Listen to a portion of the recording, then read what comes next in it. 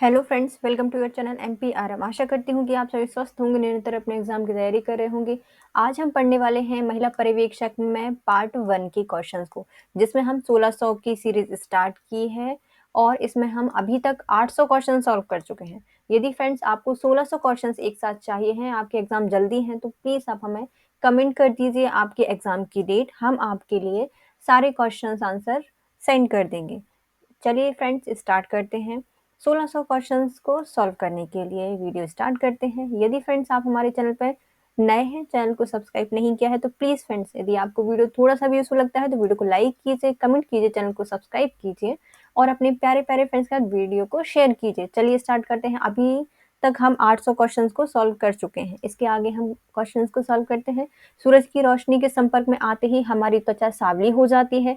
ऐसा किसकी उपस्थिति के कारण होता है? तो ये मेलानिन के कारण होता है। निम्नलिखित में से कौन सी अंतःस्रावी ग्रंथि नहीं है? मतलब जो अंतःस्रावी ग्रंथि नहीं है, तो पीनियल है, थायराइड है, अधिवृक्क है, लेकिन जो लार ग्रंथि होती है वह एक अंतःस्रावी ग्रंथि नहीं होती। 2019 के पश्चात वर्ष 2024 तक सांची योजना के अंतर्गत कितने ग्रामों का विकास करना पड़ेगा? जो सांची योजना है, इसके अंतर्गत हमें करना पड़ेगा 5 गांवों का विकास। कितने? 5 गांवों का विकास करना है 2024 तक। साक्षी बनेंगे 5 गांव। सांची योजना के तहत कितने गांव का विकास करना है? 5 गांव का विकास करना है 2024 तक। प्रधानमंत्री आदर्श ग्राम योजना निम्नलिखित में से किसके अंतर्गत आती है? जो प्रधानमंत्री आदर्श ग्राम योजना है, यह आती है हमारी सामाजिक न्याय एवं अधिकारिता मंत्रालय के अंतर्गत। सामाजिक न्याय एवं अधिकारिता मंत्रालय के अंतर्गत आती है प्रधानमंत्री आदर्श ग्राम योजना।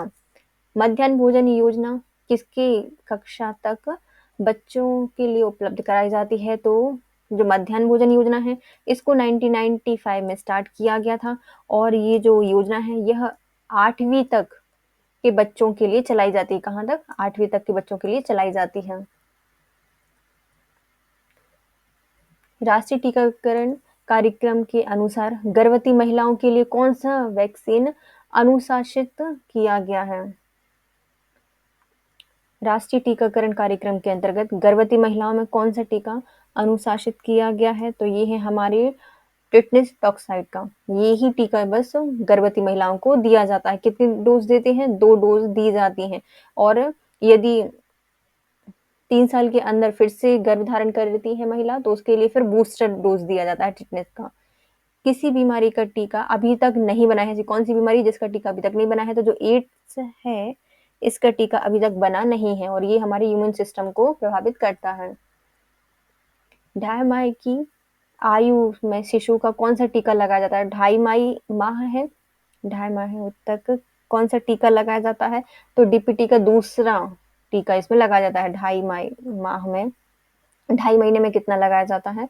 तो ये हमारा जो डीपीटी का टीका है उसका बूस्टर लगाया जाता है, सेकेंड डोज लगाई जाती है। डीपीटी की कितनी लगती है? 3 डोज लगाई जाती हैं। मानव शरीर में तीक्ष्ण बना दिए गए रोगजनक को प्रविष्ट कराने की प्रवृत्ति को क्या कहा जाता है? तो मानव शरीर में जो तीक्ष्ण बना दिए गए रोगजनक हैं, उनको प्रविष्ट कराने की जो पद्धति कहलाती है, उसे कहा जाता है टीकाकरण। क्या कहा जाता है? टीकाकरण इस पद्धति को कहा जाता है। वैक्सीन हमारे शरीर में क्या करती है? तो जो हमारी वैक्सीन है वो हमारे शरीर में जाके करती क्या है? तो यह एंटीबॉडी का उत्पादन करने में सहायक होती है। परिवार कल्याण कार्यक्रम का मुख्य उद्देश्य क्या है? जो परिवार कल्याण कार्यक्रम है, इसका मुख्य कार्य है जनसंख्या का नियंत्रण करना। जनसंख्या के नियंत्रण ही करती है।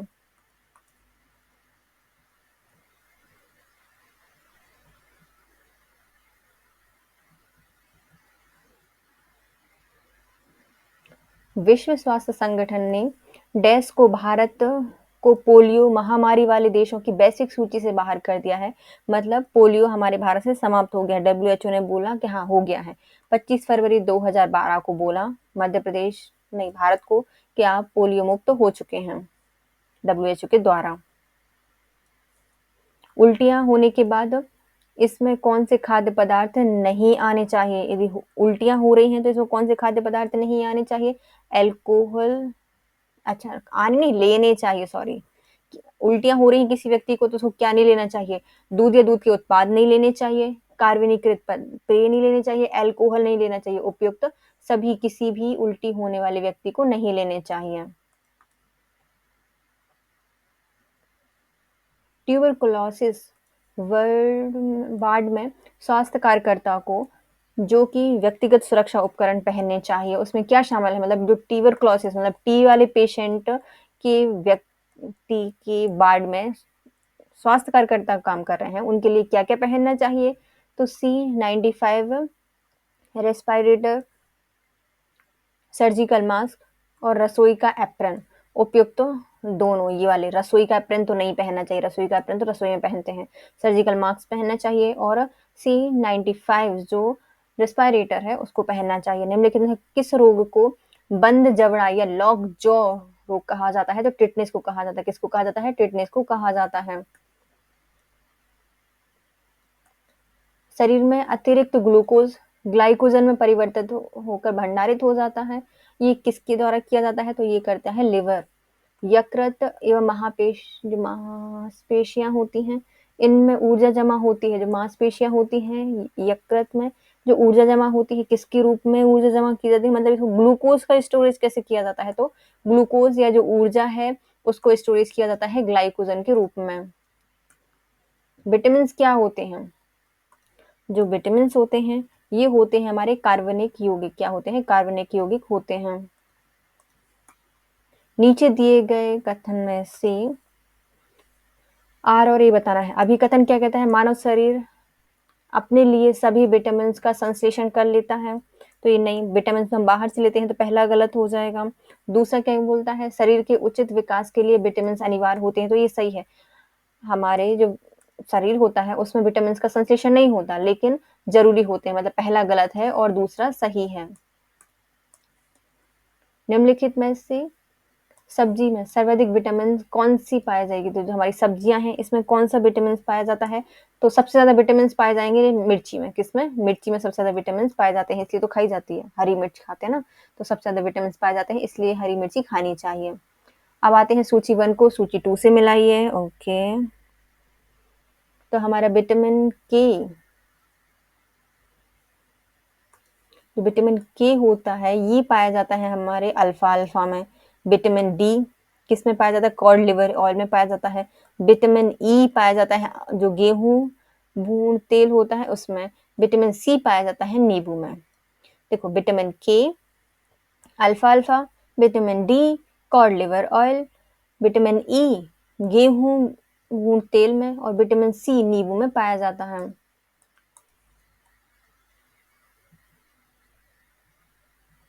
हमारे शरीर में अम्लता क्षारता के बीच जो तत्व संतुलन बनाए रखता है उसे क्या कहा जाता है? तो हमारे शरीर में अम्लता है, क्षारता है, इसको कौन संतुलित बना के रखता है? तो फास्फोरस। कौन रखता है? फास्फोरस इसको संतुलन बना के रखता है। गाय का दूध पीले सफेद रंग का होता है, जिसके कारण इसमें किसकी उपस्थिति होती है? जो हमारा गाय का दूध होता है वह कैसा होता है? पीले सफेद रंग का होता है, धवल रंग पाया जाता है। इसमें कैसीन के साथ कैरोटीन पाया जाता है। क्या पाया जाता है? कैसीन के साथ कैरोटीन पाया जाता है, इसलिए वो सफेद पीला होता है। ये पीला सफेद होता है। निम्नलिखित में कौन सा विटामिन ए का प्राकृतिक स्रोत नहीं है? ए का प्राकृतिक स्रोत कौन सा नहीं हो जाएगा? दूध। गाजर होती है, पपीता होता है, आम होता है। चिकित्सक परामर्श देते हैं कि हमें अपना भोजन प्राकृतिक घी की अपेक्षा तेल में बनाना चाहिए। क्योंकि तेल में क्या होता है? तेल में पाए जाते हैं असंतृप्त वसा। इसलिए जो चिकित्सक होते हैं बोलते हैं घी की जगह या जो प्राकृतिक वनस्पति घी है उसकी जगह पर तेल से बनाना चाहिए। कोलेस्ट्रॉल निम्नलिखित में से क्या है? जो कोलेस्ट्रॉल होता है वो क्या है? वो स्टेरॉइड है। कोलेस्ट्रॉल क्या है? एक स्टेरॉइड है। आयोडीन युक्त नमक उपयोगी होता है, क्योंकि जो आयोडीन युक्त नमक होता है ये उपयोगी होता है थायराइड ग्रंथि का नियंत्रण करने के लिए। थायराइड ग्रंथि का नियंत्रण करने के लिए आयोडीन युक्त नमक उपयोगी होता है। सटोली कोशिकाएं किस अंग में पाई जाती हैं? जो सटोली कोशिकाएं होती हैं ये पाई जाती हैं वृषण में। कहाँ पाई जाती हैं? वृषण में पाई जाती हैं। खसरे की बीमारी होती है, जो खसरा है वह किसकी बीमारी है? वायरस के से होने वाली बीमारी है खसरे की बीमारी। नेक्स्ट आते हैं एड्स विषाणु है। जो एड्स होता है वो एक प्रकार का पाया जाता है हमारे आरएनए प्रोटीन है। क्या है? आरएनए प्रोटीन होता है। इट्स सिंगल स्टैंडर्ड आरएनए विषाणु है, वायरस मतलब एड्स का। पैथोजन जो कि सामान्य जुकाम के लिए उत्तरदायी होते हैं, तो पैथोजेंस जो कि सामान्य जुकाम के लिए उत्तरदायी होते हैं उन्हें कहा जाता है राइनो वायरस। क्या कहा जाता है? राइनो वायरस कहा जाता है। जुकाम में क्या होता है? हमारी नाक रेड हो जाती है, राइनोसोरस जैसी, है ना, तो इससे याद कर सकते हैं राइनो वायरस से क्या होते हैं? जुकाम होता है।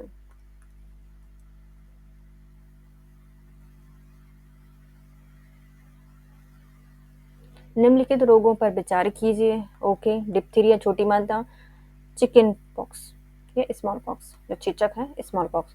किन रोगों का भारत में उन्मूलन हो चुका है? तो भारत में अभी तक तो चिकन पॉक्स का ही बस हुआ है, अरे सॉरी, स्मॉल पॉक्स का ही हुआ है। डिप्थीरिया और चिकन पॉक्स छोटी माता भी चल रही हैं भारत में, है ना। सिर्फ कौन सी स्मॉल पॉक्स है, इसका उन्मूलन भारत में हो चुका है, स्मॉल पॉक्स का। गोलकृमि नेमेटोड से होने वाला रोग बताइए। जो गोलकृमि होते हैं, नेमेटोड होते हैं, उनसे होने वाला जो रोग है वो हो जाएगा हमारा फाइलेरिया। कौन सा? फाइलेरिया रोग होता है। बहुचर्चित बबल बेबी सिंड्रोम ऐसा इसलिए कहा जाता है क्योंकि जो बबल बेबी सिंड्रोम है, क्यों कहा जाता है इसको बबल बेबी सिंड्रोम? क्योंकि इसमें जो रोगग्रस्त शिशु होता है उसका उपचार जर्म रहित प्लास्टिक के बुलबुले में किया जाता है, इसलिए इसको क्या कहा जाता है? बबल बेबी सिंड्रोम कहा जाता है। रोगग्रस्त शिशु का उपचार जर्म रहित प्लास्टिक के बुलबुले से किया जाता है, बुलबुले में किया जाता है। पीलिया से दुष्प्रभावित होता है। जो पीलिया है इससे क्या प्रभावित होता है? तो इससे प्रभावित होता है हमारा लिवर, यकृत पीलिया में प्रभावित होता है। कौन सी बीमारी सबसे कम संक्रामक है? जो सबसे कम संक्रामक बीमारी होती है उसे कहा जाता है पीलिया। ये सबसे कम संक्रामक बीमारी होती है। वाइट्स रोग शरीर के किस अंग को प्रभावित करता है? जो वाइट्स रोग है यह हमारे शरीर में गुर्दे को प्रभावित करता है। किसको प्रभावित करता है? जो गुर्दा होता है इसको प्रभावित करता है वाइट्स रोग। यदि एक व्यक्ति केवल दूध, अंडे और रोटी का आहार करता है तो उसको रोगी हो मतलब रोग हो सकता है। यदि कोई व्यक्ति है सिर्फ दूध, अंडे और रोटियों का आहार कर रहा है तो उसको कौन सी बीमारी हो सकती है? स्क्रबी हो सकती है। जो स्क्रबी की बीमारी होती है, विटामिन सी की कमी से होती है, वो वाली बीमारी इसको हो जाएगी, स्क्रबी। एमएमआर का प्रतिरक्षीकरण देने के लिए आवश्यक न्यूनतम आयु क्या होती है? जो एमएमआर का टीका होता है किस आयु में दिया जाता है? 12 माह से 18 माह में दिया जाता है। एमएमआर का प्रतिरक्षण दिया जाता है न्यूनतम 12 माह से 18 माह के बीच में। एक के अतिरिक्त निम्न किस टीके राष्ट्रीय टीकाकरण कार्यक्रम के अंतर्गत आते हैं? तो बीसीजी का टीका हमारे राष्ट्रीय टीकाकरण कार्यक्रम के अंतर्गत आता है। पेंटावेलेंट भी आती है 5 वैक्सीन, ओपी भी आती है। न्यूमोकोकल वैक्सीन हमारे जो राष्ट्रीय टीकाकरण कार्यक्रम है इसके अंतर्गत नहीं आती। कुछ क्षेत्रों में दी जाती है न्यूमोकोकल, हर जगह नहीं दी जाती। जिंक पूरक देने का लाभ क्या होता है? जो जिंक है वो क्यों दिया जाता है? दस्त की आवृत्ति को घटाने के लिए जिंक का सेवन किया जाता है। निम्नलिखित में से किसकी गोलियां आंगनवाड़ी केंद्रों द्वारा बच्चों को प्रदान की जाती हैं? तो बच्चों को प्रदान की जाने वाली गोली हो जाएगी हमारी फॉलिक एसिड की। फॉलिक एसिड आंगनवाड़ी केंद्र के द्वारा दी जाती हैं। अस्पताल में पैदा हुए शिशुओं को घर ले जाने से पूर्व कौन सा टीका अवश्य लगाया जाता है? जो अस्पताल में पैदा हुए बच्चे होते हैं जब वो घर जाते हैं उससे पहले ही उनको बीसीजी का टीका लगा दिया जाता है। कौन सा? 24 घंटे के भीतर लगाया जाता है बीसीजी का टीका।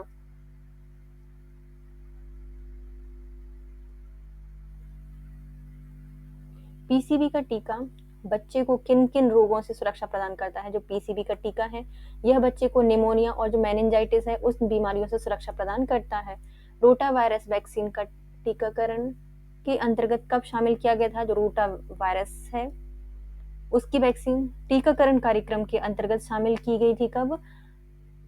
26 मार्च 2016 को। कब? 26 मार्च 2016 को रोटा वायरस वैक्सीन शामिल की गई थी।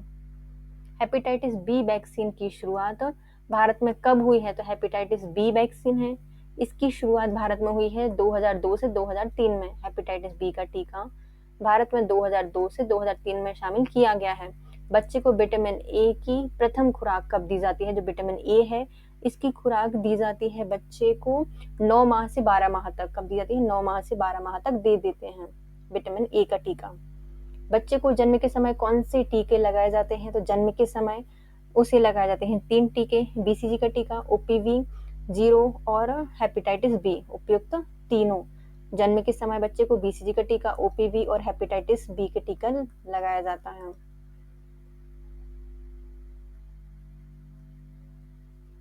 गर्भवती महिलाओं के लिए निम्नलिखित में से आवश्यक पोषक तत्व कौन सा हो जाएगा? जो गर्भवती महिलाएं हैं इनके लिए कैल्शियम, पोटेशियम और लोहा खाना चाहिए। लेकिन सबसे ज्यादा जरूरी क्या है? सबसे ज्यादा क्या खाना चाहिए? तो सबसे ज्यादा खाना चाहिए कैल्शियम। सभी आयन जरूरी होते हैं लेकिन कैल्शियम ज्यादा खाना चाहिए। एमटीपी का पूरा नाम क्या हो जाएगा? जो एमटीपी है इसका पूरा नाम होता है medical termination of pregnancy. Medical termination of pregnancy कहा जाता है एमटीपी को। विश्व स्वास्थ्य संगठन की स्थापना कब की गई थी? जो विश्व स्वास्थ्य संगठन है इसकी स्थापना की गई थी 1948 को। 1948 को विश्व स्वास्थ्य संगठन की स्थापना की गई थी। कौन सा रोग दूषित पानी और दूषित भोजन के द्वारा होता है? दूषित पानी और दूषित भोजन के कारण होता है पोलियो। पोलियो होता है। कौन सा एक किल्ड टीका है? किल्ड टीके के अंतर्गत आता है हमारा टाइफाइड। क्या है? एक किल्ड टीका है। शिशु के पोषण में उपस्थित सूचक कौन सा होता है? जो शिशु का पोषण होता है उसमें कौन से उपस्थित होते हैं? वजन। क्या सूचक होता है उसमें उपस्थित? पोषण के उपयुक्त है या नहीं तो उसके वजन से ज्ञात होता है। जन्म के अनुसार उसका वजन होना चाहिए। कैल्शियम का उपयुक्त स्रोत क्या होगा? कैल्शियम सबसे ज्यादा किस में पाया जाता है? कैल्शियम सबसे ज्यादा पाया जाता है दूध में। दूध में पाया जाता है। डिलीवरी के दौरान माँ की देखभाल को क्या कहा जाता है? डिलीवरी के दौरान माँ की देखभाल होती है उसे कहा जाता है इंटरनेटल देखभाल। इंटरनेटल देखभाल कहा जाता है। ओआरएस का पूरा नाम क्या होता है? ओआरएस है इसका पूरा नाम होता है ओरल रिहाइड्रेशन सॉल्यूशन। ओआरएस का फुल फॉर्म होता है ओरल रिहाइड्रेशन सॉल्यूशन।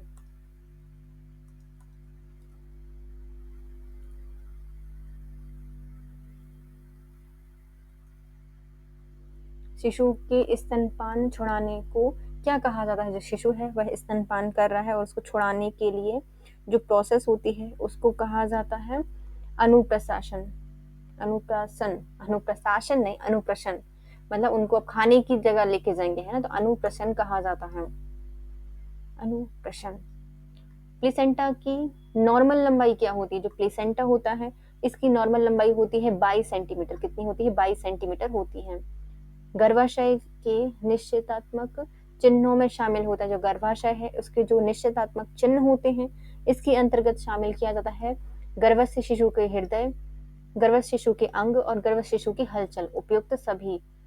गर्भाशय के निश्चयात्मक चिन्हों में गर्भस्थ शिशु के अंग, गर्भस्थ शिशु की हलचल और गर्भस्थ शिशु की हृदय इसमें शामिल की जाती हैं। गर्भावस्था के दौरान रक्त में सांद्रण बढ़ जाता है। किसका? तो गर्भावस्था के दौरान जो रक्त होता है इसमें सांद्रण बढ़ जाता है कोलेस्ट्रॉल का। कोलेस्ट्रॉल का सांद्रण बढ़ जाता है। RH नेगेटिव मदर को प्रसव के बाद यह जरूर देना चाहिए। जो RH नेगेटिव मदर होती है उसको प्रसव के बाद एंटी डी देना चाहिए। क्या देना चाहिए? एंटी डी वैक्सीन दी जाती है। एंटी डी का टीका दिया जाता है। बच्चों को इनक्यूबेटर में क्यों रखा जाता है? जो बच्चे होते हैं उनको इनक्यूबेटर के अंतर्गत रखा जाता है। वह शरीर के ताप को सामान्य बनाए रखता है। शरीर के ताप को सामान्य बनाए रखने के लिए उसको इनक्यूबेटर में रखा जाता है। हार्मोन्स क्या होते हैं? जो हार्मोन होते हैं वो होते हैं हमारे रासायनिक पदार्थ। हार्मोन्स क्या होते हैं? रासायनिक पदार्थ होते हैं। जब किसी का हाथ टूट जाता है तो आप क्या कर सकते हैं? यदि किसी व्यक्ति का हाथ टूट गया आप क्या करेंगे? तो हाथ को गोफन में रखेंगे, क्या मतलब एक प्लास्टर वगैरह में रखेंगे या फिर कुछ कार्डबोर्ड के ऊपर रखेंगे, है ना, तो हाथ को क्या करते हैं, गोफन के ऊपर रख देते हैं, जिससे वो ज्यादा हिले नहीं। जब किसी यात्री की सांस बंद हो जाती है तो आपको क्या करना चाहिए? यदि कोई यात्री है उसकी सांस बंद हो गई है, तुरंत हमें उसको सीपीआर देना चाहिए। क्या करना चाहिए? तुरंत सीपीआर देना चाहिए। नहीं, पहले हम उसको पीड़ित को रिकवरी पोजीशन में रखेंगे। क्या करेंगे? पीड़ित को रिकवरी पोजीशन में रखेंगे, उसके बाद क्या करेंगे, हम सीपीआर देंगे। पहले क्या करेंगे, हमने सॉरी सेकंड वाला ऑप्शन नहीं देखा था। पीड़ित को रिकवरी पोजीशन में रखेंगे यदि कोई व्यक्ति है उसकी सांस बंद हो गई है तो। एबोला वायरस का नाम किससे लिया गया है? जो एबोला वायरस है इसका नाम लिया गया है एक नदी के नाम से। किससे? एक नदी के नाम से एबोला वायरस का नाम लिया गया है। निद्रा रोग नामक बीमारी कैसे होती है? जो निद्रा की बीमारी होती है, निद्रा की, वो होती है ट्रिपनोसोमा नामक एक कोश की जीव से। ट्रिपनोसोमा जो एक कोश की जीव है, इससे होती है निद्रा रोग की बीमारी।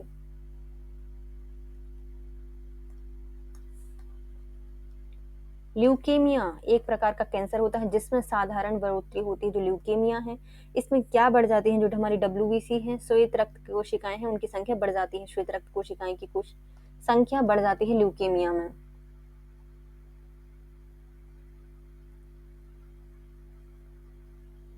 सूची 1 को सूची 2 से मिलानी है। प्रोजेस्टेरॉन का स्रावन कहाँ से हो जाता है? जो प्रोजेस्टेरॉन है इसका स्राव होता है हमारे गर्भाशय से महिलाओं के।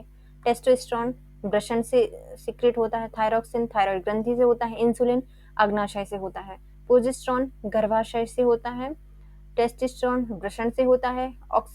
थायरॉक्सिन थायराइड से होता है और जो इंसुलिन है इसका स्राव होता है अग्नाशय से।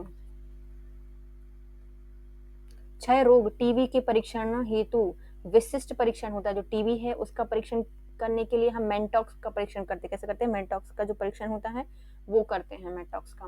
देखो याद कर सकते हैं, टीबी जब हम देखते हैं तो क्या खाते हैं? मेंटॉक्स खाते खाते हम टीबी देखते हैं ना, तो मेंटॉक्स का परीक्षण किया जाता है। स्त्री की तुलना में अधिक पुरुष वर्णांधता से पीड़ित हो सकते हैं क्योंकि जो हमारी स्त्रियां होती हैं ये सिर्फ वाहक का काम करती क्या होती हैं?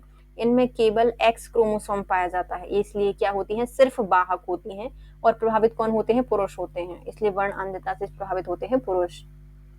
आंखों के किस भाग में अंध बिंदु या पीत बिंदु पाया जाता है? तो अंध बिंदु या जो पीत बिंदु है ये पाया जाता है हमारी दृष्टि पटल पर। कहाँ पे पाया जाता है? दृष्टि पटल पर पाया जाता है। अंध बिंदु और पीत बिंदु कहाँ पाया जाता है? दृष्टि पटल पर पाया जाता है। निम्नलिखित में कौन सी अंतःस्रावी ग्रंथि नहीं है? तो जो लार ग्रंथि है वह अंतःस्रावी ग्रंथि नहीं है। वृषण से कौन सा हार्मोन मुक्त होता है? अभी हमने पढ़ा था टेस्टोस्टेरोन। टेस्टोस्टेरोन होता है वृषण से प्रभावित नहीं मुक्त होता है, सिक्रेट होता है। निम्नलिखित में कौन सा हार्मोन है जो कि पिट्यूटरी ग्लैंड द्वारा स्त्रावित नहीं किया जाता? पिट्यूटरी के द्वारा कौन सा हार्मोन है जिसका स्त्रावण नहीं होता? ये हो जाएगा हमारा सोमेटोट्रोपिन हार्मोन, सोमेटोस्टेटिन। यह पिट्यूटरी से सिक्रेट नहीं होता। प्रोलैक्टिन हार्मोन होता है। थायराइड उत्तेजक हार्मोन होता है और बेसोप्रिन, ये तीनों ही पिट्यूटरी से स्त्रावित होते हैं, लेकिन सोमेटोस्टेटिन का स्त्रावण नहीं होता। निम्नलिखित में कौन सा वह परिवर्तन नहीं है जो कि यौनावरंभ की शुरुआत का प्रतीक होता है? तो यौनावरंभ की शुरुआत में क्या होगा? आवाज बदल जाएगी, लंबाई में अचानक वृद्धि होती है, शरीर में के आकार में परिवर्तन होता है, लेकिन नाखून में वृद्धि हो जाती है, ये नहीं होता, नाखून में वृद्धि नहीं होती। कुछ महिलाओं में कुछ सामान्य समस्या के कारण फलन नहीं हो पाता। ऐसी स्थिति में फलन के लिए ताजे निकले हुए अंडे और शुक्राणु को शरीर के बाहर कुछ घंटों तक रखा जाता है। इसे क्या कहा जाता है? इसे कहा जाता है विट्रो। क्या कहा जाता है? विट्रो कहा जाता है। कुछ महिलाएं हैं जिनमें फलन की प्रक्रिया नहीं हो पाती सामान्य रूप से, इसलिए जो फलन के ताजे निकले हुए अंडाणु होते हैं उनको शुक्राणु के साथ शरीर के बाहर रखते हैं, इसे कहा जाता है विट्रो। कौन से विटामिन में ईस्ट प्रचुर मात्रा में पाया जाता है? जो ईस्ट है किस में प्रचुर मात्रा में पाया जाएगा? तो ये होता है vitamin B. Vitamin B yeast में पर्याप्त मात्रा में पाया जाता है। मछली के तेल या फिर कॉड लिवर ऑयल में क्या प्रचुर मात्रा में पाया जाता है? तो कॉड लिवर ऑयल है, इसमें पाया जाता है विटामिन ए और विटामिन डी दोनों, विटामिन ए और विटामिन डी दोनों पाए जाते हैं।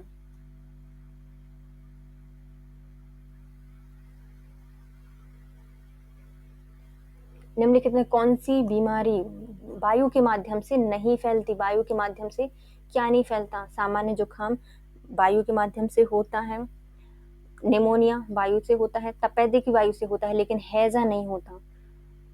सामान्य जुकाम, तपेदिक और निमोनिया ये तीनों ही वायु के माध्यम से होते हैं, हैजा नहीं होता। निम्नलिखित में कौन सा जानवर का एक तीव्र वायरल रोग है जो कि मनुष्यों में एक संक्रमित जानवर के काटने से होता है?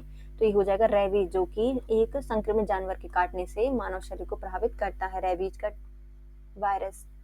कैंसर के ऊतकों की जांच के लिए क्या की जाती है? जो कैंसर है उसके ऊतक की जांच करने के लिए जो प्रोसेस अपनाई जाती है उसे कहा जाता है बायोप्सी। क्या कहा जाता है? बायोप्सी कहा जाता है। कैंसर के ऊतक की जांच करेंगे बाय बाय, तो वहां से ऊतक भी करेंगे बाय बाय, तो बायोप्सी की जाती है। कौन सा ICDS के लाभान्वितों में नहीं है? तो ICDS है, इसके अंतर्गत गर्भधारक स्त्रियां आती हैं, धात्री महिलाएं आती हैं, और 6 वर्ष से ऊपर के बच्चे नहीं आते, 6 वर्ष से ऊपर के बच्चे नहीं आते। किशोर बालिकाएं होंगी, है ना, बालाएं मतलब लड़कियां, गर्ल्स इसके अंतर्गत आती हैं। गर्भधारक स्त्रियां, धात्री माताएं और किशोर बालिकाएं इसके अंतर्गत आती हैं।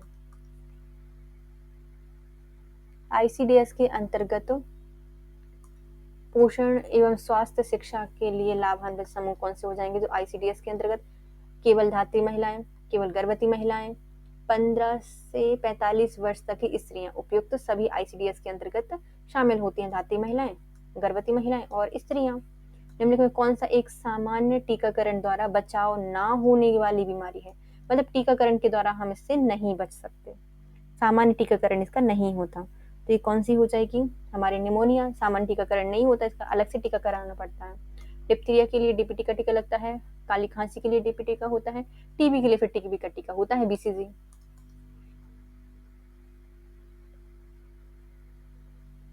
गर्भावस्था में उच्च रक्तचाप, सूजन और मूत्र में प्रोटीन का निष्कासन होना क्या कहलाता है? तो इसे कहा जाता है गर्भावस्था की विषाक्तता। गर्भावस्था की विषाक्तता कहा जाता है। उच्च रक्तचाप, सूजन, मूत्र में प्रोटीन आना गर्भाशय की विषाक्तता कहलाती है। प्रसव पूर्व स्वास्थ्य जांच के दौरान मां को कौन सा टीका लगाने की सलाह दी जाती है? तो प्रसव पूर्व जांच के समय मां को दिया जाता है टिटनेस का टीका। टिटनेस का टीका लगाया जाता है, इसकी भी 2 डोज लगाई जाती हैं, 4 महीने का डिफरेंस होना चाहिए, 4 महीने का नहीं, 4 वीक का। एक गर्भवती माता को उत्तम स्वास्थ्य हेतु प्रसव पूर्व परामर्श में क्या बताया जाना चाहिए? जो गर्भवती महिलाएं हैं इनको प्रसव पूर्व जो परामर्श होती है इसके अंतर्गत विकर्ण अनाश्रयता से बचना चाहिए, मदिरा एवं धूम्रपान से बचना चाहिए, कब्ज से बचना चाहिए और स्वास्थ्यवर्धक आहार लेना चाहिए। उपयुक्त सभी परामर्श दिए जाते हैं। प्राणिज आधार खाद्य पदार्थ में बी समूह का निम्नलिखित में विटामिन प्राप्त होता है। जो प्राणिज आधार खाद्य पदार्थ होते हैं इसमें बी समूह का निम्नलिखित विटामिन प्राप्त होता है। साइनोकोबालामीन, साइनोकोबालामीन। वृद्धि चरण में ऊतक निर्माण हेतु मानव शरीर को निम्न पोषक तत्वों की अतिरिक्त आवश्यकता होती है। वृद्धि चरण में ऊतक निर्माण हेतु मानव शरीर है इनके लिए कौन से पोषक तत्व की अत्यधिक आवश्यकता होती है? तो इनके लिए होती है प्रोटीन, ऊर्जा और सूक्ष्म पोषक तत्वों की। प्रोटीन, ऊर्जा और सूक्ष्म पोषक तत्वों की आवश्यकता होती है।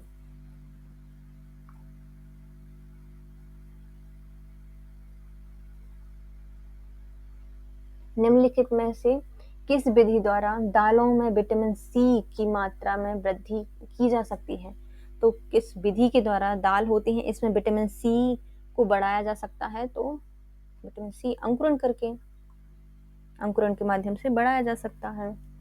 गुणसूत्रीय असमानताओं के परिणाम स्वरूप उत्पन्न सबसे सामान्य समस्या कौन सी है? तो गुणसूत्रीय असमानताओं का परिणाम स्वरूप उत्पन्न होने वाली जो सामान्य समस्या है उसके अंतर्गत आता है हमारा डाउन सिंड्रोम। कौन सा है? डाउन सिंड्रोम है। और ये जो 21वां क्रोमोसोम है इसकी प्रॉब्लम से होता है। निम्नलिखित में से कौन सा एनोरेक्सिया द्वारा मुख्य तंत्रिकीय जन्म सिंड्रोम है? तो एनोरेक्सिया द्वारा उत्पन्न किया गया मुख्य तंत्रिकीय जन्म सिंड्रोम कौन सा हो जाएगा?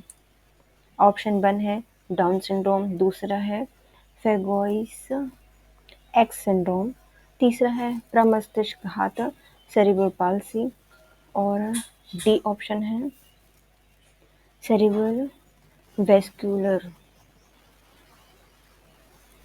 एक्सीडेंट्स।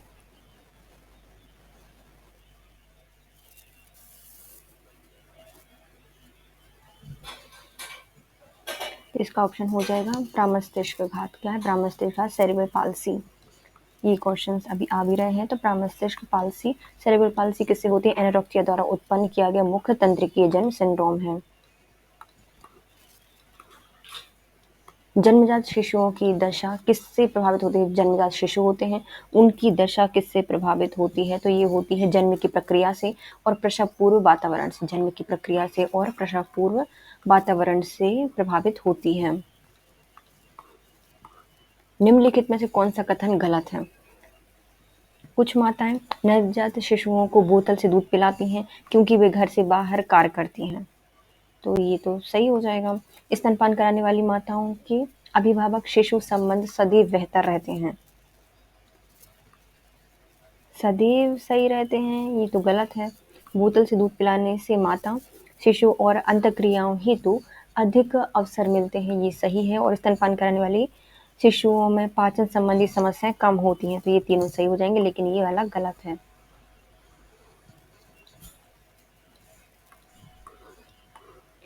हिंदू उत्तराधिकार अधिनियम 1956 निम्नलिखित में से किन व्यक्तियों पर लागू होता है? तो जो हिंदू उत्तराधिकार अधिनियम 1956 है ये ब्राह्मण समाज के अनुयायियों पर लागू होता है। एक व्यक्ति जो कि बौद्ध धर्म में कन्वर्ट हो चुका है उस पर भी ये लागू होगा। उपयुक्त दोनों पर हिंदू उत्तराधिकार अधिनियम 1956 लागू होता है। अल्पसंख्यक पर नहीं होता, ये है ना, मुस्लिम पर नहीं होता। बाल विवाह अधिनियम 2006 के अनुसार महिलाओं में बालक का अर्थ वह व्यक्ति होगा जिनकी आयु 10 वर्ष पूरी नहीं हुई है। जिनकी 18 वर्ष पूर्व नहीं हुई है उसे क्या कहा जाएगा? बालक कहा जाएगा। बाल विवाह अधिनियम 2006 के अनुसार महिलाओं में बालक का मतलब होता है जो 18 वर्ष पूर्ण नहीं, मतलब 18 वर्ष पूर्ण नहीं कर चुका है। राष्ट्रीय महिला आयोग में कितने सदस्य होते हैं? जो राष्ट्रीय महिला आयोग है इसमें होते हैं 7 सदस्य। कितने होते हैं? 7 सदस्य होते हैं। 5 सदस्य होते हैं, एक अध्यक्ष होता है और एक सचिव होता है। जले हुए भाग पर प्राथमिक चिकित्सा देते समय उस पर ठंडक पहुंचाने के लिए उत्तम क्या होगा? तो जो जला हुआ भाग है उसमें प्राथमिक चिकित्सा देते समय ठंडक पहुंचाने के लिए हम क्या करेंगे? तो नल का पानी उस पर डालते हैं। क्या डालते हैं? नल का पानी डालते हैं, बर्फ का पानी नहीं डालते हैं। कुछ स्लाइड्स पे बैकग्राउंड इमेज जोड़कर आप सबका एक समान रूप कैसे बना सकते हैं? तो सभी स्लाइड्स पे बैकग्राउंड इमेज जोड़कर हम सब पर इसको समान रूप से कैसे लगा सकते हैं? तो स्लाइड विजार्ड के द्वारा इसको लगाया जाता है या एडिट किया जाता है। घरेलू हिंसा से महिला संरक्षण अधिनियम 2005 संबंधी निम्नलिखित में कौन सा विकल्प सही नहीं है? तो यह अधिनियम मानसिक एवं शारीरिक अपहानि दोनों शामिल है, तो पहला सही हो जाएगा। यह अधिनियम जम्मू कश्मीर छोड़कर सारे भारत में लागू है, तो ये भी सही हो जाएगा। उपयुक्त दोनों ही सही हो जाएंगे क्योंकि जब ये लागू किया गया था 2005 में तब ये जम्मू कश्मीर में लागू नहीं था। महिलाओं का कार्यस्थल पर लैंगिक उत्पीड़न निवारण प्रतिषेध प्रतितोष अधिनियम 2013 संबंधी निम्नलिखित में कौन सा विकल्प सही नहीं है? यह जम्मू कश्मीर में लागू नहीं है, तो ये गलत हो जाएगा। ये तो लागू है, जम्मू कश्मीर में लागू है, पूरे भारत में लागू है। यह आंतरिक शिकायत समिति का गठन करने का निर्देश देता है, तो ये भी सही है। तो ये वाला गलत हो जाएगा, पहला वाला।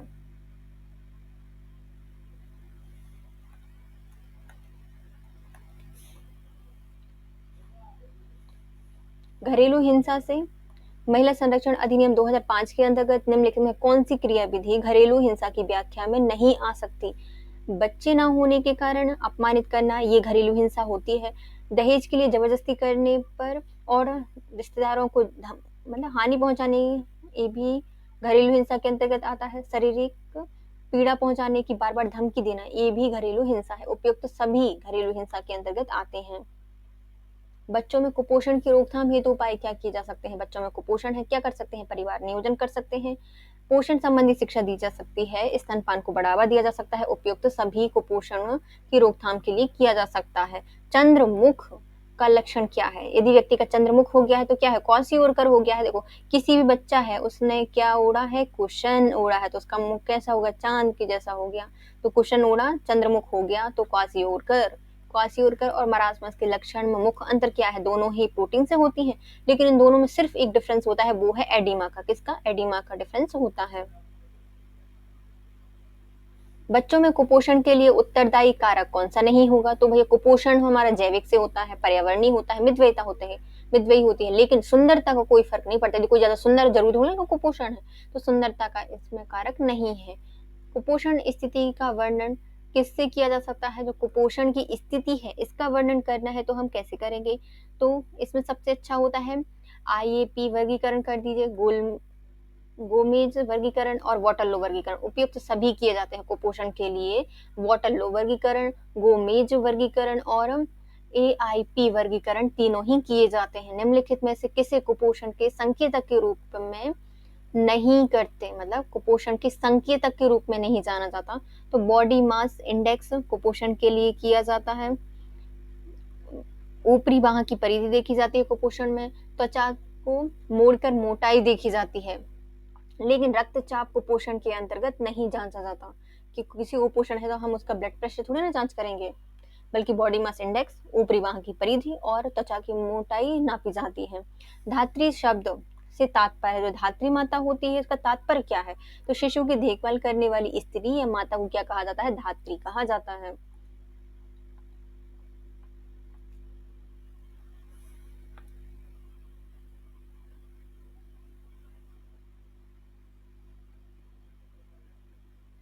एनीमिया के कारण रक्त में किन कणिकाओं की कमी हो जाती है? तो एनीमिया की कमी है मतलब क्या है? आरबीसी की कमी है। आरबीसी क्या कर लेती है? ब्लड को लेके जाती है। तो आरबीसी की कमी मतलब एनीमिया। निम्नलिखित में से किस योजना या कार्यक्रम को छोड़कर सभी महिला एवं बाल विकास मंत्रालय के अंतर्गत आते हैं? तो पोषण अभियान हमारे महिला एवं बाल विकास मंत्रालय के अंतर्गत आते हैं। एकीकृत बाल विकास सेवा योजना, ये भी हमारे महिला एवं बाल विकास के अंतर्गत आती है। एनीमिया मुक्त भारत, यही नहीं आएगा भैया, ये तो स्वास्थ्य विभाग के अंतर्गत आएगा ना। एनीमिया मुक्त भारत बनाना, ये हमारे स्वास्थ्य विभाग से रिलेटेड हो जाएगा, स्वास्थ्य मंत्रालय से है। और लाडली लक्ष्मी योजना, ये भी महिला एवं बाल विकास मंत्रालय के अंतर्गत आता है। राष्ट्रीय ट्यूबरक्लोसिस कार्यक्रम का मुख्य उद्देश्य क्या है? जो राष्ट्रीय ट्यूबरक्लोसिस कार्यक्रम है, इसका मुख्य उद्देश्य है, यह टीबी संचरण की गतिविधि जो वृद्धि है उसको घटाना चाहता है। टीबी का उचित निदान, पहचान एवं केस प्रबंधन सुनिश्चित करना है इसका, और निगरानी तंत्र स्थापित करना है। उपयुक्त सभी करता है। राष्ट्रीय ट्यूबरक्लोसिस कार्यक्रम का मुख्य उद्देश्य टीबी संचरण की गति वृद्धि को घटाना, उचित निदान, पहचान, केस प्रबंधन सुनिश्चित करना और निगरानी तंत्र स्थापित करना है। आईसीडीएस का गठन निम्नलिखित में से किसको मिलाकर किया गया है? जो आईसीडीएस योजना है, कब आई थी? 1975 में आई थी, है ना। इसको बनाया किसके साथ गया था? तो इसको बनाया गया था, जिला कार्यक्रम अधिकारी होते हैं इसके अंतर्गत, बाल विकास परियोजना अधिकारी होते हैं, आंगनवाड़ी कार्यकर्ता और सहायिका एवं महिला पर्यवेक्षक, उपयुक्त सभी होते हैं। आईसीडीएस के अंतर्गत जिला कार्यक्रम अधिकारी, बाल विकास परियोजना अधिकारी, आंगनबाड़ी कार्यकर्ता और सहायिका महिला पर्यवेक्षक, उपयुक्त सभी शामिल होते हैं। 12 अप्रैल 2005 को माननीय प्रधानमंत्री के द्वारा कौन सा कार्यक्रम प्रारंभ किया गया था? तो ये तो हमें लग रहा है हमारी जननी सुरक्षा योजना का भी है ना ये, और उसका भी है और इसका भी है, हमारी राष्ट्रीय ग्रामीण स्वास्थ्य मिशन, राष्ट्रीय ग्रामीण स्वास्थ्य मिशन है। इसके साथ ही हमारी जो जननी सुरक्षा योजना है वो भी चल रही है। तो इन दोनों को ही 12 अप्रैल 2005 को माननीय प्रधानमंत्री के द्वारा इसका शुभारंभ किया गया था, राष्ट्रीय ग्रामीण स्वास्थ्य मिशन का। आयुष्मान भारत योजना से संबंधित निम्नलिखित में कौन सा कथन सही है? आयुष्मान भारत योजना से, इस योजना में किए गए खर्च का केंद्र एवं राज्य के बीच में 60:40 के अनुपात में साझा किया जाता है। तो पहला क्या हो जाएगा? पहला तो हमें थोड़ा-सा लग रहा है सही। दूसरा, यही योजना प्रति व्यक्ति 5 लाख रुपए का मुफ्त स्वास्थ्य बीमा प्रदान करती है, तो ये भी सही हो जाएगा, दोनों ही सही हैं। आयुष्मान भारत योजना के तहत केंद्र और राज्य के बीच में 60:40 का साझा रहता है खर्च, और यही योजना प्रति व्यक्ति 5 लाख रुपए का मुफ्त स्वास्थ्य बीमा प्रदान करती है। निम्नलिखित में से कौन सी महत्वपूर्ण कार्य सामुदायिक स्वास्थ्य केंद्रों के द्वारा आयोजित किए जाते हैं? सामुदायिक स्वास्थ्य केंद्रों के द्वारा क्या आयोजित कराया जाता है? तो प्रतिरक्षीकरण एवं स्वास्थ्य कार्यक्रम, रोगाणु मुक्त पेयजल, मल जल का निपटान उपयुक्त सभी। सामुदायिक स्वास्थ्य केंद्र के द्वारा प्रतिरक्षीकरण एवं स्वास्थ्य शिक्षा, रोगाणु मुक्त पेयजल और मल जल का निपटान किया जाता है। प्रतिवर्ष विश्व डाउन सिंड्रोम दिवस कब मनाया जाता है? तो प्रतिवर्ष जो विश्व डाउन सिंड्रोम दिवस है, इसको मनाया जाता है 21 मार्च को। कब मनाया जाता है? 21 मार्च को मनाया जाता है।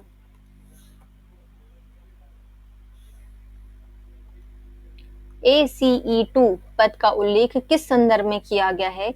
ACE2 जो पद है, इसका उल्लेख किया गया है विषाणु जनित रोगों का प्रसार। ACE, तो AC में विषाणु आते हैं क्या? हाँ भैया, AC में भी आ सकते हैं, तो ऐसे याद कर सकते हैं। AC में आई क्या? विषाणु की बहार, तो विषाणु जनित रोगों का प्रसार ACE2 के अंतर्गत किया जाता है।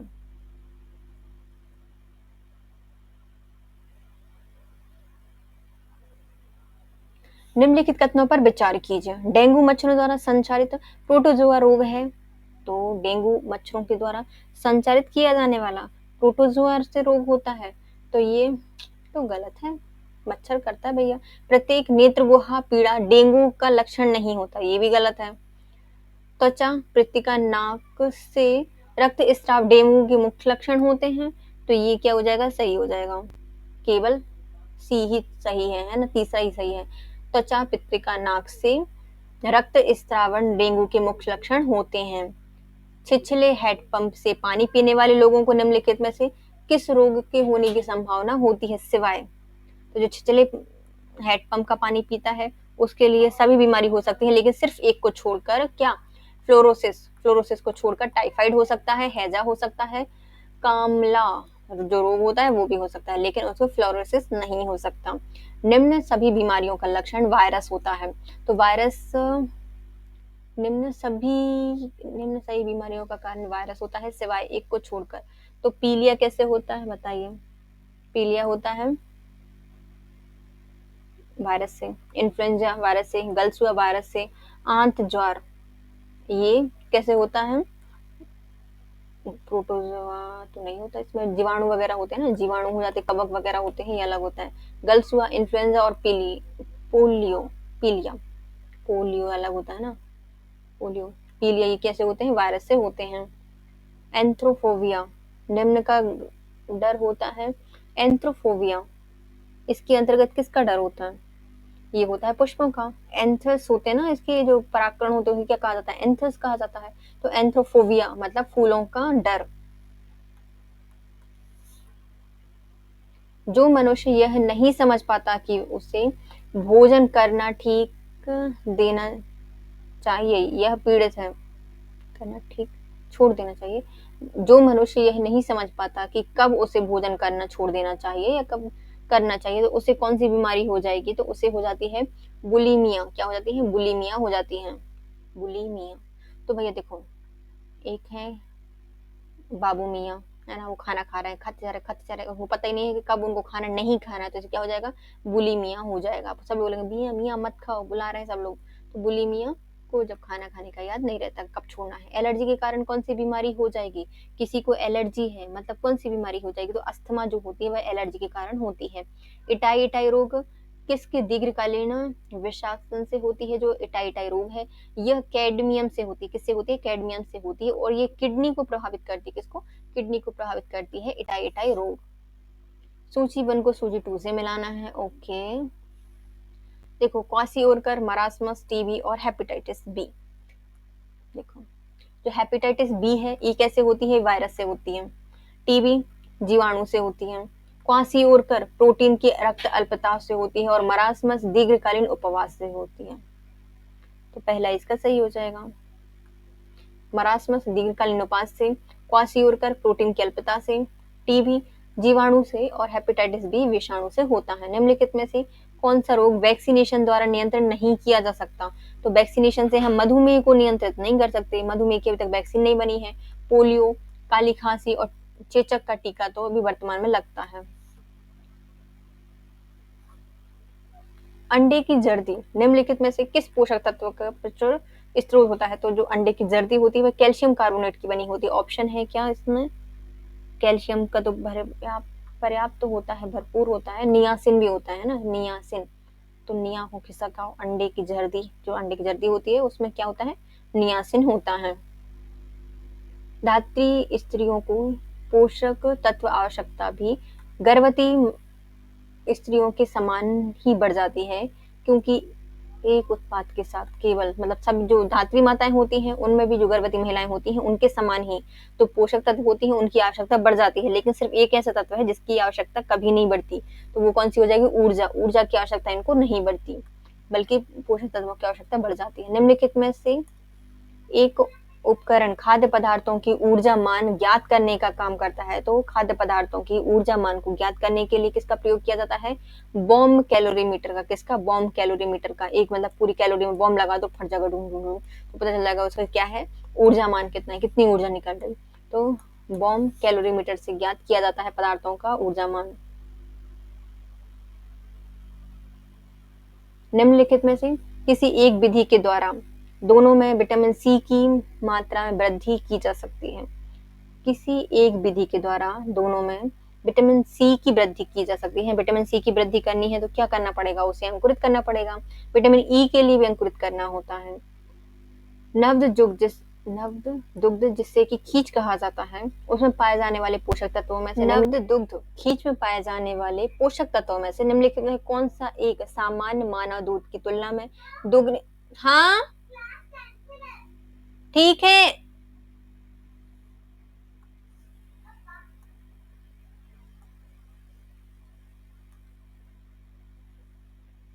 नव दुग्ध में पाए जाने वाले पोषक तत्वों में से निम्नलिखित में कौन सा एक सामान्य मानव दूध की तुलना में दुगने से अधिक मात्रा में पाया जाता है? तो ये हो जाएगा प्रोटीन। जो कोलेस्ट्रॉल होता है उसमें पाए जाने वाले पोषक तत्व मानव की तुलना में दुगने होते हैं। किसके? प्रोटीन के। टीकाकरण के लिए प्रयुक्त सिरिंज या सुई को विसंक्रमित करने का उपकरण क्या कहलाता है? तो जो सिरिंज है, सुइयां हैं, उनको विसंक्रमित करने के लिए जिस उपकरण का प्रयोग किया जाता है उसे कहा जाता है ऑटोक्लेव। क्या कहा जाता है? ऑटोक्लेव कहा जाता है। ऑटोक्लेव कहा जाता है विसंक्रमित करने वाली सुइयों के वाले उपकरण को। जननी सुरक्षा योजना निम्नलिखित में से किस एक के अंतर्गत चलाई जाती है? जो जननी सुरक्षा योजना है यह चलाई जाती है हमारी NRHM के द्वारा। NRHM के द्वारा नेशनल रूरल हेल्थ मिशन के अंतर्गत जननी सुरक्षा योजना चलाई जा रही है। आवश्यक वर्षीय अम्ल की कमी कारण हो सकती है। जो आवश्यक वर्षीय अम्ल है उनकी कमी का मुख्य कारण क्या होता है? तो त्वचा के लक्षण और बालों का झड़ना। त्वचा के लक्षण हो सकते हैं यदि बस आप कम खा रहे हो, और क्या झड़ सकते हैं? बाल झड़ सकते हैं। शिशुओं को हेपेटाइटिस बी का चौथा टीका किस आयु में लगाया जाता है? जो हेपेटाइटिस बी है इसमें जो वैक्सीन लगाई जाती है, जो चौथा वाला टीका है BCG मतलब हेपेटाइटिस बी का, वो लगाया जाता है कब? 18 सप्ताह में। कब लगाया जाता है? 18 सप्ताह में इसको लगाया जाता है, 18 सप्ताह में। सूजाक एक बीमारी है जो किससे फैलती है? जो सूजाक बीमारी है ये फैलती है यौन क्रिया से। कैसे फैलती है? यौन क्रिया से फैलती है सूजाक। नवीन शिक्षा नीति 2020 किस पैटर्न पर आधारित है?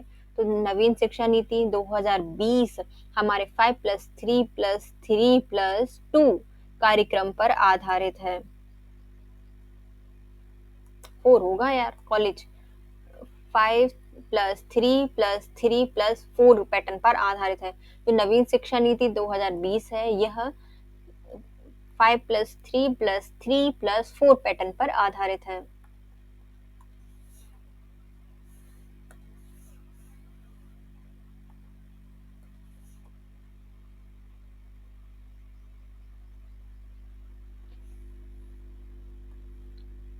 जनन क्षमता की कमी, जननांग एवं पेशियों में कमजोरी सामान्यतः किस प्रोटीन की कमी के लक्षण होते हैं? जननांग क्षमता की कमी, जननांग एवं पेशियों में कमजोरी सामान्यतः हमारे विटामिन टोकोफेरॉल के कारण होते हैं, मतलब विटामिन ई के कारण होते हैं ना, तो ये टोकोफेरॉल के कारण होती है, कमी के लक्षण है। मानव नेत्र के आंसुओं में क्या पाया जाता है? जो मानव नेत्र होता है उसके जो आंसू होते हैं उसमें पाया जाता है पोटेशियम। क्या पाया जाता है? पोटेशियम पाया जाता है। निम्नलिखित में से कौन सा कारक गर्भावस्था को प्रभावित नहीं कर सकता? तो गर्भावस्था को कौन सा प्रभावित नहीं करता? माता का स्वास्थ्य करता है, माता का आहार करता है, माता के द्वारा शराब का सेवन भी गर्भस्थ शिशु को प्रभावित करता है, पिता के द्वारा शराब का सेवन करना ये बच्चे को प्रभावित नहीं करेगा या गर्भस्थ शिशु को प्रभावित नहीं करेगा। मशरूम से बहुआयता में मिलता है, जो मशरूम होता है इसमें पाया जाता है प्रोटीन।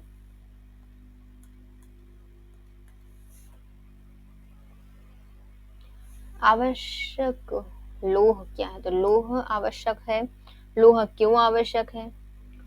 तो लोह हमारे हीमोग्लोबिन के निर्माण के लिए, स्वास्थ्य हमारे सामान्य स्वास्थ्य बनाए रखने के लिए, शरीर के ऊतक तथा ऑक्सीजन पहुंचाने के लिए, उपयुक्त सभी के लिए लोहा आवश्यक होता है।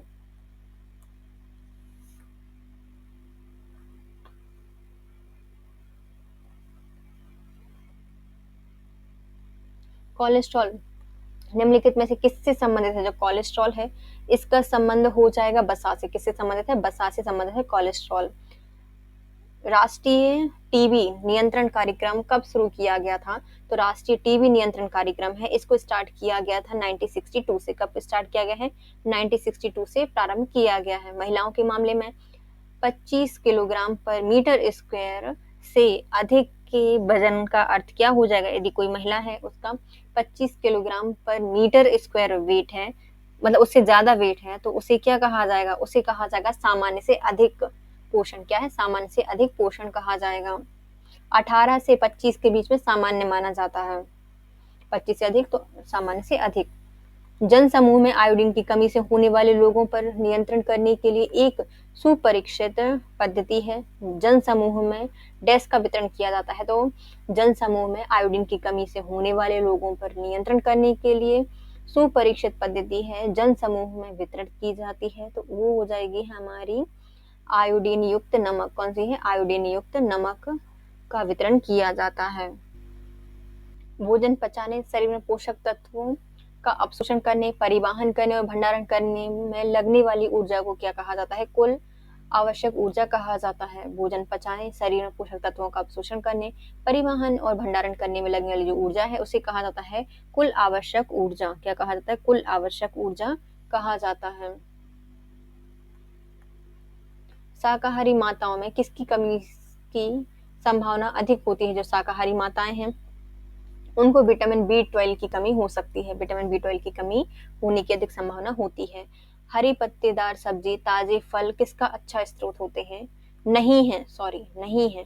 तो हरे पत्ती सब्जियां, ताजे फल सबसे अच्छा स्रोत होते हैं विटामिन का, लेकिन जो प्रोटीन इसमें नहीं पाया जाता, प्रोटीन का अच्छा स्रोत नहीं होती। पीयूष या कोलेस्ट्रॉल का पीला गाढ़ा तरल होता है जो डैश में समृद्ध होता है। इसमें इलेक्ट्रोलाइट्स पाए जाते हैं, प्रोटीन होता है, इम्यूनोग्लोबिन होता है, उपयुक्त सभी पाए जाते हैं। निम्नलिखित में से किसकी कौन सी व्यक्ति की पोषक स्थिति का आकलन करने की अपर्याप्त विधि है? तो व्यक्ति की पोषण स्थिति का आकलन करने की अपर्याप्त विधि कौन सी हो जाएगी? पहले आता है हमारा जैव रासायनिक संकेतक, ये अप्रत्यक्ष विधि होती है। आयु विशिष्ट मृत्यु दर एवं मरणशीलता होती है। MUAC होती है, BMI होती है, लेकिन जो जैव रासायनिक संकेतक होते हैं यह अप्रत्यक्ष विधि होती है पोषण स्थिति का आकलन करने के लिए। पोषण स्थिति का आकलन करके हम आयु विशिष्ट मृत्यु दर MUAC के द्वारा ज्ञात कर सकते हैं और बॉडी मास इंडेक्स के द्वारा इसका ज्ञात किया जा सकता है। बानर मुख किसका लक्षण होते हैं? बानर मुख हो गया किसी का, मतलब बंदर जैसा मुख हो गया, इसके लिए कौन सी बीमारी हो जाएगी? क्वासियोरकर हो जाएगी। कौन सी? क्वासिओरकर बीमारी हो जाएगी यदि किसी का मुख कैसा है, बानर के जैसा है। नेक्स्ट आते हैं आरडीए की सीमाएं क्या होती हैं। जो आरडीए है उसकी सीमाएं होती हैं, यह व्यक्ति और उनकी पोषण संबंधी आवश्यकताओं के बीच अंतर होता है। सही है। यह कुपोषित, मोटापाग्रस्त एवं बीमार लोगों हेतु अनुशंसाएं नहीं करता, केवल स्वास्थ्य व्यक्ति हेतु अनुशंसाएं करता है। उपयुक्त सभी। आरडीए व्यक्ति एवं उनकी पोषण स्थिति आवश्यकता के बीच का अंतर होता है। कुपोषित और मोटापाग्रस्त बीमारी रोगों हेतु अनुशंसाएं नहीं करता, केवल स्वास्थ्य व्यक्ति हेतु अनुशंसाएं करता है। उपयुक्त सभी हो जाएंगे आरडीए से संबंधित। धात्री माता के भोजन में निम्नलिखित में से कौन से पोषक तत्व की अधिकता होनी चाहिए। जो धात्री माताएं होती हैं उनके पोषक तत्वों में प्रोटीन की और कैल्शियम की दोनों की अधिकता होनी चाहिए। प्रोटीन और कैल्शियम की अधिकता होनी चाहिए।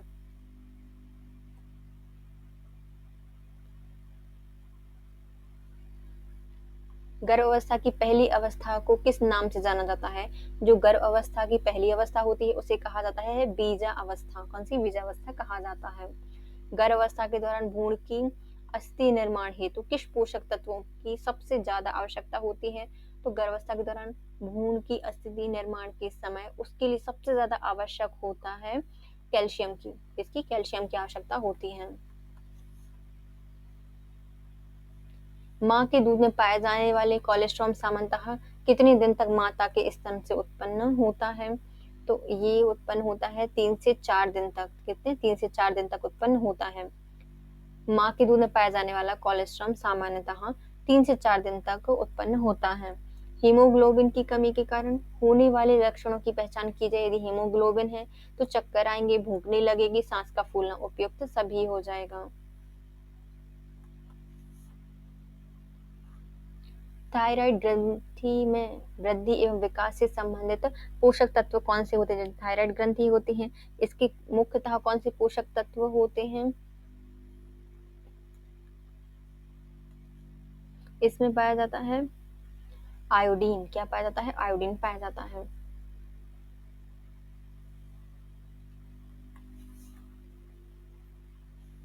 गर्भावस्था के दौरान एक गर्भवती महिला को फॉलिक एसिड के माध्यम से लौह लवण लेना क्यों आवश्यक माना जाता है। लाल रक्त कणिकाओं के निर्माण हेतु, एनीमिया से बचाव हेतु, भ्रूण में रक्त के निर्माण हेतु। उपयुक्त सभी के लिए।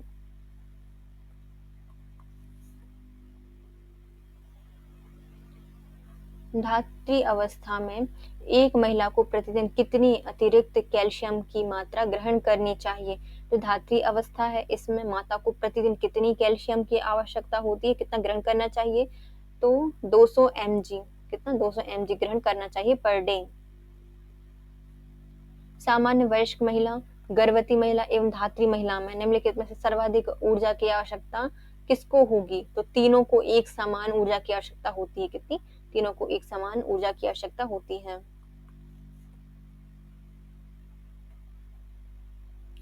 राष्ट्रीय पोषण संबंधी रक्त अल्पता नियंत्रण कार्यक्रम में डैश में रक्त अल्पता की रोकथाम एवं उपचार करने पर लक्षित है।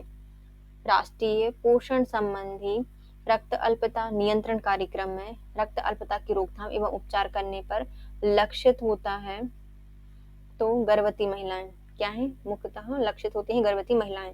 स्तनपान और कुछ विषाणु संक्रमण जैसे डैश के विरुद्ध प्राकृतिक प्रतिरक्षा की अवधि को लंबा कर देता है। तो कौन कर देता है। पोलियो और कुछ प्रकार के निमोनिया एवं दस्त। स्तनपान कुछ पोषक जो कुछ विषाणु संक्रमण जैसे कि पोलियो और जो कुछ निमोनिया दस्त जैसे होते हैं उनके विरुद्ध प्राकृतिक प्रतिरक्षा की अवधि को बढ़ा देता है। बच्चों के लिंग निर्धारण के लिए उत्तरदायी क्रोमोसोम कौन सा होता है। तो पिता का क्रोमोसोम है जो बच्चे के लिंग निर्धारण के लिए उत्तरदायी क्रोमोसोम होता है।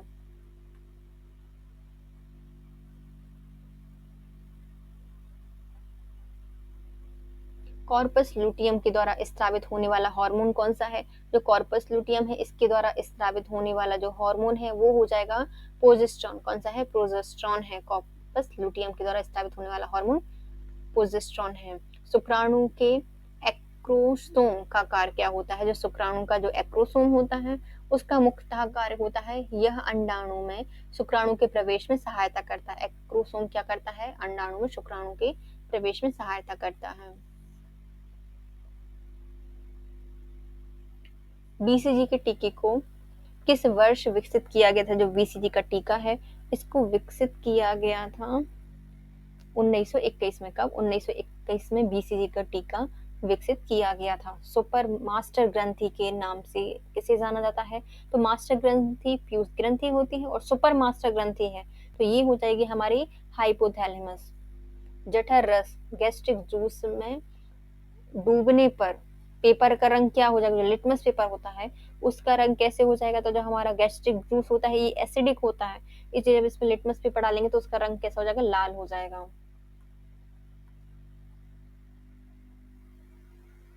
उस एंजाइम का नाम बताइए जिसका उपयोग प्रोटीन को पेप्टाइड में रूपांतरित करने के लिए किया जाता है। तो प्रोटीन को पेप्टाइड में कौन चेंज करता है? तो पेप्सिन करता है। कौन करता है? पेप्सिन। ये जो स्टमक होता है उसके द्वारा स्रावित होता है, इसके लिए एसिडिक मीडियम चाहिए होता है। मनुष्य में भोजन के पाचन की प्रक्रिया डैश से शुरू होती है तो मुख से शुरू हो जाती है और डैश पे पूर्ण हो जाती है तो ये हमारी जो बड़ी आंत होती है ना उस पर समाप्त हो जाती है। ऑप्शन है क्या इसमें? बी आएगा। छोटी आंत में देखेंगे इसको क्या हो जाती है? समाप्त हो जाती है क्योंकि इसमें बड़ी आंत है नहीं, गुहा तक ही चलता है ना।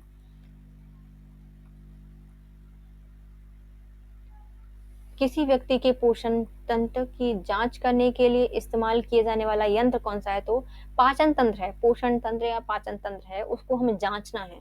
हम कैसे जांचेंगे? सिंपल सी बात है, एंडोस्कोप ले आएंगे, एंडोस्कोप से देख लेंगे, एंडोस्कोपी से देख लेंगे। ग्रेव्स चक्र एक्सोथैलेमिक ग्वाइटर थायराइड की वृद्धि के कारण होता है, इसके अतिरिक्त स्त्रावन के कारण होता है तो थायराइड ग्रंथि से क्या होगा? थायराइड हार्मोन आएगा। सिंपल सी बात है। कितने सिंपल क्वेश्चंस हैं यार। ऐसे क्वेश्चंस आ जाए तो बच्चे 200 आउट ऑफ 200 लेकर आएंगे। एडीएच का पूरा नाम क्या हो जाएगा? Anti diuretic hormone. Anti diuretic hormone कहाँ है? ऑप्शन ये है एंटी डायूरेटिक हार्मोन। यौन आरंभ के दौरान श्वेत ग्रंथियां और वसा ग्रंथियों में स्राव बढ़ता है। इन ग्रंथियों से इस समय कौन सा तत्व स्रावित होता है? जो यौनारंभ होता है उस समय क्या होती है? जो श्वेत ग्रंथियां होती हैं, वसा ग्रंथियां होती हैं, उनका स्राव बढ़ जाता है और इनसे निकलता है श्वेत एवं तेल का स्राव बढ़ जाता है। श्वेत एवं तेल का स्राव बढ़ जाता है। जनसंख्या वृद्धि को नियंत्रण करने में जन्म नियंत्रण कार्यक्रमों की सफलता दर तय करने हेतु निम्नलिखित में से कौन सा कारक सबसे महत्वपूर्ण होगा? जनसंख्या वृद्धि को नियंत्रण करने के लिए जन्म नियंत्रण कार्यक्रम की सफलता दर तय करने हेतु निम्नलिखित में कौन सा कारक सबसे महत्वपूर्ण होगा? तो ये होगा लोगों द्वारा गर्भ निरोधक विधियों की स्वीकार्यता। लोगों द्वारा गर्भ निरोधक विधियों की स्वीकार्यता।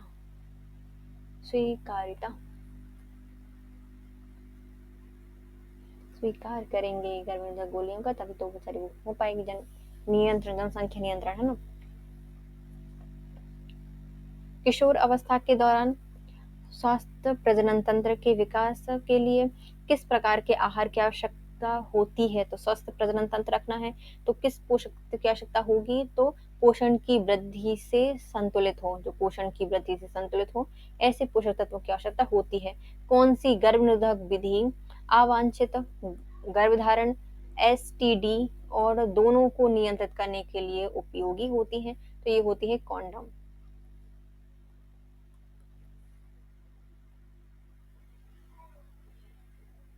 सिंग्रेमी क्या कहलाती है? सिंग्रेमी होती है, इसे कहा जाता है एक शुक्राणु का एक अंडाणु से संयुग्मन।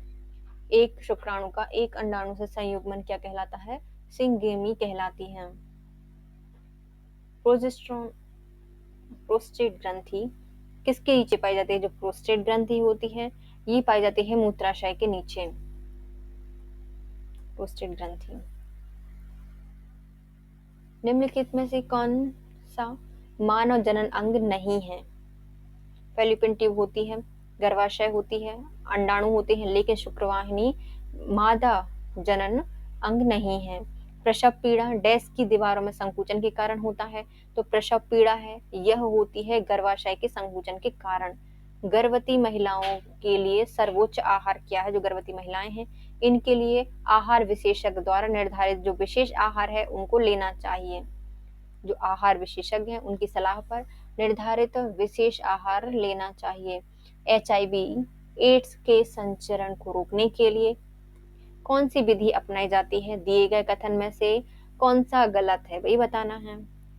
तो कान छेदने, एक्यूपंक्चर आदि के लिए उपयोग किए जाने वाले उपकरण का प्रयोग करने से पहले विष संक्रमित किया जाए, तो ये तो सही है। मच्छरदानी का प्रयोग करके HIV संक्रमित मच्छरों के काटने से रोका जा सकता है, तो ये गलत हो जाएगा, मतलब ए इसका आंसर है ना। दवाओं के दुरुपयोग के माध्यम से संचरण और विशेषकर सुइयों को साझा करने से रोका जाना चाहिए, तो ये भी सही है। और जिम्मेदारी पूर्वक यौन व्यवहार को अपनाना, ये भी सही हो जाएगा। हेपेटाइटिस ए किसके कारण होता है? जो हेपेटाइटिस ए है ये मुख्यतः जल के कारण होता है ना। जल ऑप्शन है क्या? विषाणु के कारण है ही नहीं, विषाणु के कारण होता है और विषाणु जल से फैल जाता है ये वाला हेपेटाइटिस ए। कौन सी बीमारी जीवाणुओं के कारण होती है? एड्स, एंथ्रस और रेबीज, ये तीनों वायरस से होती हैं, लेकिन जो हमारा छोटी माता है ये भी वायरस होते हैं। एंथ्रस जो है वो जीवाणु से होता है। कैसे होता है? जीवाणु से होता है। एड्स, रेबीज और छोटी माता हमारे वायरस से होती हैं, और एंथ्रस कैसे होता है? जीवाणु के कारण होता है। निम्नलिखित में कौन सा एक संक्रामक रोग नहीं है? मतलब संक्रामक नहीं है, तो जो हमारी मधुमेह होती है ये संक्रामक नहीं है। मलेरिया संक्रामक बीमारी है, खसरा है, हैजा है, लेकिन मधुमेह नहीं होता।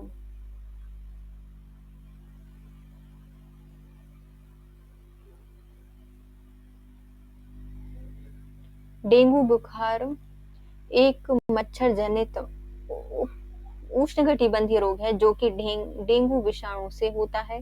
इसे क्या कहा जाता है? डेंगू के कारण जो बुखार होता है उस बुखार को क्या कहा जाता है? तो इस बुखार को कहा जाता है हड्डी तोड़ बुखार। क्या है? डेंगू क्या करता है? हड्डी तोड़ बुखार करता है। ल्यूकेमिया एक प्रकार का मानव रोग है जो कि क्या है? जो ल्यूकेमिया है ये हम इसमें जो व्हाइट ब्लड सेल होती हैं उनका कैंसर कहा जाता है। श्वेत रक्त कणिकाओं का कैंसर क्या कहलाता है? ल्यूकेमिया कहलाता है। सिरोसिस एक शरीर के किस अंग को प्रभावित करती है? जो सिरोसिस है यह कई अंगों को प्रभावित करती है, लेकिन मुख्यतः जो लिवर सिरोसिस है वो हो जाता है लिक्वर लेने से, है ना, शराब पीने से। एक औरत जो पहली बार गर्भवती हुई है उसे क्या कहा जाएगा? तो कोई भी महिला है जो पहली बार गर्भवती हुई है उसे कहा जाता है पाइमी गिवेडा। पाइमी गिवेडा। बॉटुलिन ग्रंथि निम्नलिखित में किस में मौजूद होती है? जो बॉटुलिन ग्रंथि होती है यह मुख्यतः पाई जाती है योनि में। कहाँ पाई जाती है? योनि पाई जाती है। योनि के बॉटुलिन ग्रंथि योनि पाई जाती है। गर्भावस्था की अति परिपक्वता कब मानी जाती है? जो गर्भावस्था है वह अति परिपक्व हो गया है। कब? जब यह 42 सप्ताह के बाद तक गर्भावस्था को क्या कहा जाता है? अति परिपक्व अवस्था कही जाएगी। मानव में गर्भावस्था की अवधि कितनी होती है? जो मानव है उसमें गर्भावस्था की अवधि होती है 9 महीने 40 सप्ताह और 280 दिन। उपयुक्त सभी।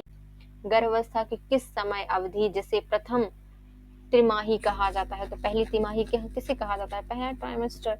ये होता है हमारा प्रथम जो 12 सप्ताह होते हैं उन्हें क्या कहा जाता है? पहली तिमाही कहा जाता है। पहले 12 सप्ताह, पहली तिमाही। गर्भावस्था के दौरान शरीर में कौन से अंग में साइकोलॉजिकल चेंजेस आते हैं? तो गर्भावस्था के दौरान शरीर के किस अंग में साइकोलॉजिकल चेंजेस आते हैं? तो ये आते हैं गर्भाशय में, स्तन में, योनि में। उपयुक्त सभी में आते हैं। सर्वाधिक ओमेगा 3 किसमें पाया जाता है? जो सबसे ज्यादा ओमेगा 3 है यह मुख्यतः पाया जाता है हमारे अलसी के तेल में। किसमें पाया जाता है? अलसी के तेल में पाया जाता है सबसे ज्यादा ओमेगा 3। किसमें पाया जाता है? अलसी के तेल में पाया जाता है। इसके साथ हमारे 1000 क्वेश्चंस कंप्लीट हो गए हैं। अब कितने बचे हैं? 600 क्वेश्चंस और बचे हैं, जिसमें हमारे शायद 3 या 2 वीडियो और आएंगे। यदि फ्रेंड्स आपको हमारी ये वीडियो चाहिए है पहले, तो प्लीज आप हमें कमेंट कर दीजिए एग्जाम की डेट, हम आपके लिए सारे वीडियो लिंक कर देंगे। Thank you so much guys. If you like my video please share, subscribe and comment. Thank you so much guys. Have a nice day.